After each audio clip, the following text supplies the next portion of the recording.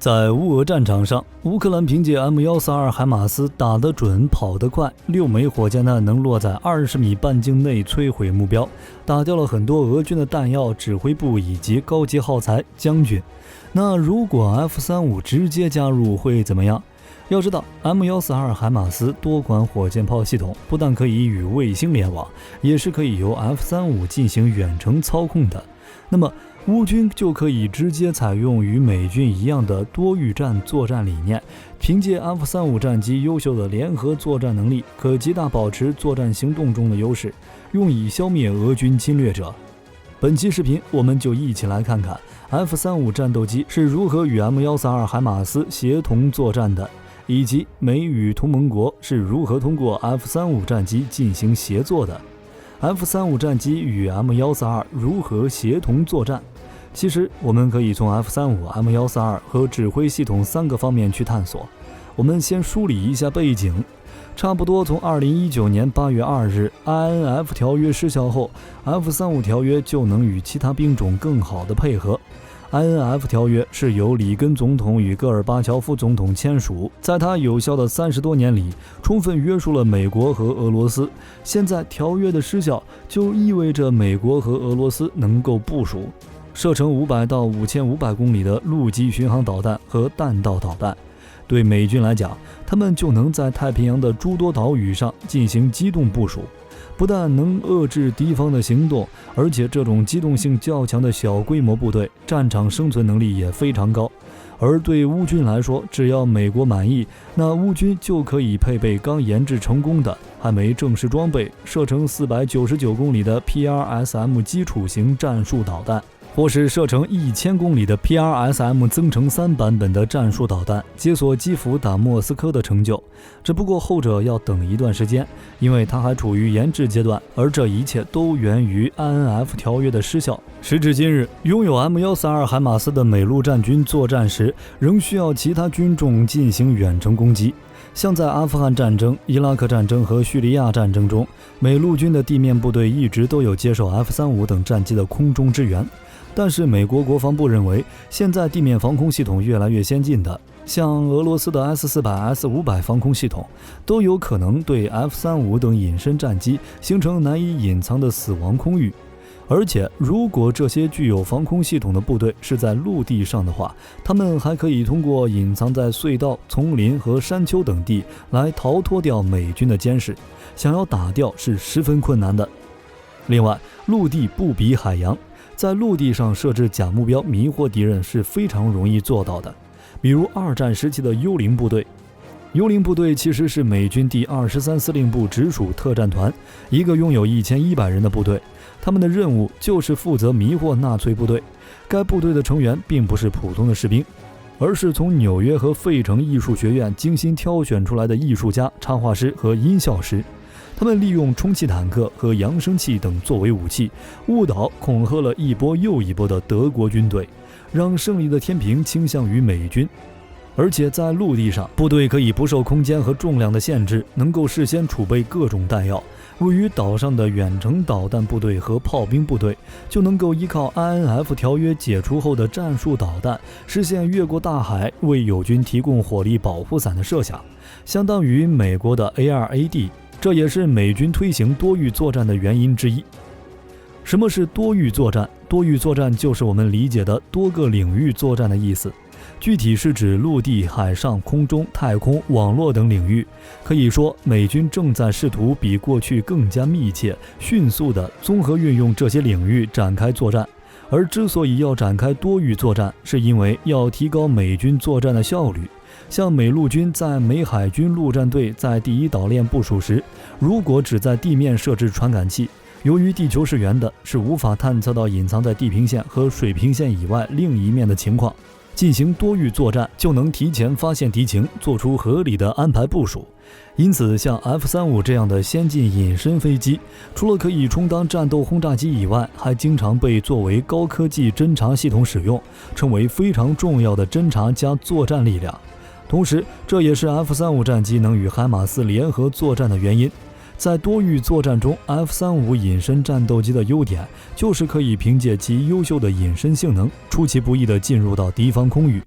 利用高性能的红外传感器发现敌军，搜集所有数据并进行数据解析，然后再利用难以被敌人探测的通信手段中继这些数据，传递给包括大型轰炸机在内的其他飞机，或是作战舰船和地面部队。而 F-35战机之所以需要其他平台协助，是因为隐身战机为了维持隐身状态，都会将导弹等设置在机体内部的武器舱内，所以一般搭载的导弹等武器装备数量较少。因此 F-35战机在实时传送目标数据时，能够与其他作战平台的远程导弹和火炮相互协作的话，就会大幅度提升各个作战平台的作战能力。比如在乌俄战场上，乌军就曾利用马斯克的星链卫星或无人机等设备，通信收集到了俄军部队的位置，然后用 M270、M142海马斯等装备给予了俄军沉重的打击。当然，乌军如果有了 F-35隐身战机，自然更好不过，能够获得更加精准且实时的目标数据，继续扩大乌军优势。至于未来战争，对于那些非常危险的空域，美军肯定是优先选择运用隐身无人机进行数据收集，原因无他，太危险，有人的不划算。只不过无人机在远程控制方面很容易遭到干扰的，甚至会出现指令延迟的情况，因此最理想的做法便是具备超视距通信功能，且有人机避开最危险的空域后，在后方开始充当临时指挥部，进行对无人机的指挥和控制。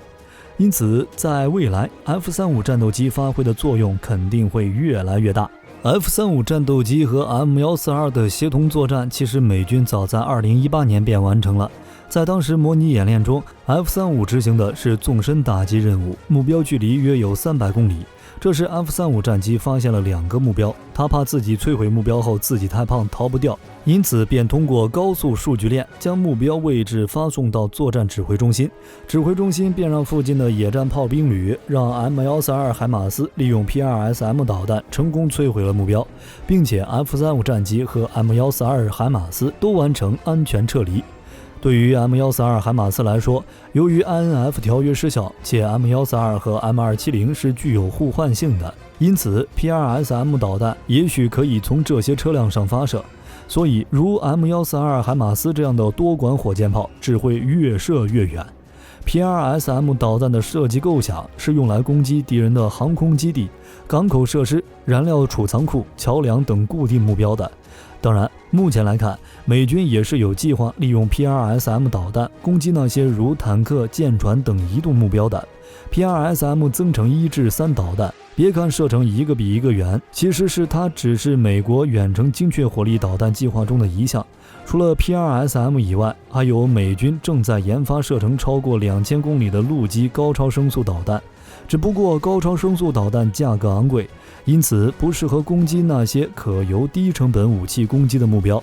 当然了，要是哪天乌军真的解锁基辅打到莫斯科的成就，大家猜猜用的是 PRSM 战术导弹还是陆基高超声速导弹？通过刚才的模拟演练，我们知道了 F-35战机和 M142海马斯是如何协同作战的，指挥系统在其中发挥了中继信息的作用。那么问题来了，不同的系统是如何进行数据转化接收的呢？而这就要从诺格公司研制的 IBCS 系统说起。在2019年6月举行的乘骑评估192演习中，美军验证了 F-35战机能够将数据实时传送给陆军的 AI-AMD。AI-AMD 是使一体化防空反导系统成为可能的指挥控制系统，依靠的是诺格公司研制的 IBCS。按照诺格的说法，该系统能够将从传感器获得的情报数据转变为火控性质的跟踪数据，并通过 IBCS 接收具有火控性质的跟踪数据。诺格公司在设计 IBCS 时，目的便是要能连接美陆军所有种类的雷达、导弹发射装置和指挥所。而在此之前，像美陆军的毒刺、爱国者、THAAD 之类的防空武器是不具备相互连接能力的，使用的都是各自的武器系统。比如爱国者导弹发射时，需要通过专用的爱国者雷达获取目标数据。射程较远的 THAAD 用的是性能更加强大的 AN-TPY2 型雷达，而毒刺则一直使用的是哨兵雷达。此前这些武器系统即使有一部分拦截到威胁目标，并且其他系统处于适于拦截导弹的位置，但因为无法共享数据，便无法及时有效地进行拦截。而 IBCS 则可以让这些系统实现数据共享，从而实施最佳的拦截措施。IBCS 从很早直接便开始广泛的构建网络，到了2021年7月15日 ，IBCS 系统在新墨西哥州白沙导弹靶场完成了第8次，也是最后一次研发试验。在此次试验中 ，IBCS 集成了迄今为止最广泛的传感器，验证了 IBCS 连接跨军种传感器的能力，为实战部署前的初始作战试验以及美陆军高层格外关注的多域作战构想奠定了基础。在多域展开的作战行动中 ，IBCS 会和陆军、空军、海军陆战队的传感器进行连接。只不过各军种的传感器和武器大多数是在 IBCS 接口形成标准化之前设计的，因此为了能够连接网络，需要配备某些互换套件。目前 F-35 战机只能通过洛马公司研发的 F-35 地面控制站和 F-35 IBCS 适配套件向 IBCS 网络传送数据，而 IBCS 系统除了可以对美军的系统有效外，对波兰的一体化防空反导作战指挥系统也同样有效。目前波兰是少数几个获得最先进 IBCS 系统的国家之一，目的便是为了增强对俄罗斯的防御。总的来说，作战人员是利用 IBCS 系统实现对 IAMD 中传感器和射手的控制和管理，然后将传感器收集到数据进行整合，筛选出最佳的武器对威胁目标进行拦截，从而实现全域内所有传感器最佳射手的连通。其中用于转化的套件，则是现有的和未来的防空反导要素接入一体化火控网络的关键设备，为未来实现全域联合指挥控制打下了基础。那么，美军和盟国之间是如何通过 F-35 战机进行多域作战的呢？美军的多域作战构想并不仅仅只限于陆军、空军、海军陆战队等各美军军种，他们也想在盟国之间推动多域作战构想。之前最大规模的多国海上军演环太军演2022，美国便有测试盟国联合行动的目的，而其中的 F-35 隐身战机便发挥着重要的核心作用。因此，美军需要考虑强化与盟国 F-35 战机的协同作战。F-35 战机具备比其他机型更为广泛的优越性能，只有作为共同最新作战平台的 F-35 战机，才能大幅提高同盟国之间空军作战力量的密切合作和整体关系，这样美军与盟国的协同作战能力才会更进一步。虽然目前拥有 F-35 战机的国家有很多，但是美军想要实现与盟国一起协同运用 F-35 战机，其实还存在很多问题，其中最大的问题便是 MADL 情报共享问题，并且各国的安全问题无法解决的话，那么 F-35 的联合训练就会存在限制。因此，必须实现 F-35 型机相关安全保障问题的透明化，只不过这一步何其难呀！比如 F-35 战机的 SAP， 这是相互运用 F-35 战机较大的障碍，只有适当减少 SAP 的限制，美盟国们才能使用和共同运用 F-35真嘎不会的 AEM。F-35 战机的核心能力之一是可以搜集庞大的数据情报并进行共享。如果美盟国之间能够联合运用 F-35 战机，那么 F-35 战机就能获得全面的战场认识以及数据共享能力。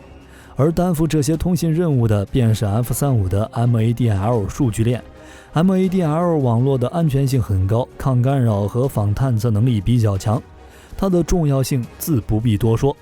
只不过目前为止，美盟国之间的 MADL 相互连接仍处于研发阶段。另外，不同国家的 F-35 战机的 OFP 是存在差异的。虽然目前可以通过 F-35 Block-SAF 消除相互连接技术自身的限制，但是其本身的互换性仍存在其他的限制。其中最大的限制之一是 F-35 战机在 MADL 通信时使用的加密密钥，这些密钥是由美国定制的，而美盟国之间目前还不能共享 MADL 密钥。与加密密钥相比，更加重要的是 F-35 战机的 MDFS。MDFS 可以说是 F-35 战机在相互连接方面最大的障碍。所谓 MDFS 指的是能够提供给 F-35型战斗机传感器的数据库，用于探测威胁目标并进行分类和共享情报。因此，美军美同盟国之间相互共同运用 F-35战机共享情报的道路还有很长一段路要走。但不得不承认， F-35战机确实要比其他作战系统担当此角更加出色。好了，关于 F-35与 M142如何协同作战，以及 F-35在美同盟国之间的共同运用，你还有什么想补充的吗？欢迎在评论区留下你的看法，我们一起讨论。本期视频内容就到这里，我们下期再见。